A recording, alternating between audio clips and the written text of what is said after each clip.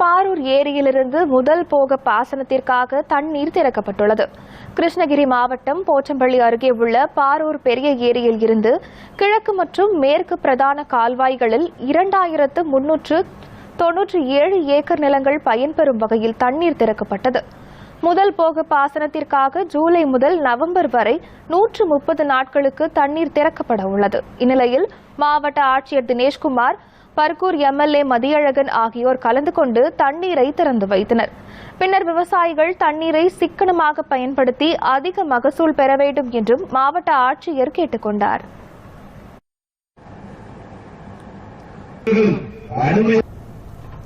பாரூர் ஏரியிலிருந்து முதல் போக பாசனத்திற்காக தண்ணீர் திறக்கப்பட்டுள்ளது. கிருஷ்ணகிரி மாவட்டம் போச்சம்பள்ளி அருகேயுள்ள பாரூர் பெரிய ஏரியிலிருந்து கிழக்கு மற்றும் மேற்கு பிரதான கால்வாய்களில் 2397 ஏக்கர் நிலங்கள் பயன்பெறும் வகையில் தண்ணீர் திறக்கப்பட்டது.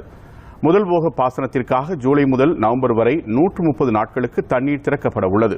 இந்நிலையில் மாவட்ட ஆட்சியர் தினேஷ்குமார், பர்கூர் எம்எல்ஏ மதியழகன் ஆகியோர் கலந்து கொண்டு தண்ணீரை திறந்து வைத்தனர்.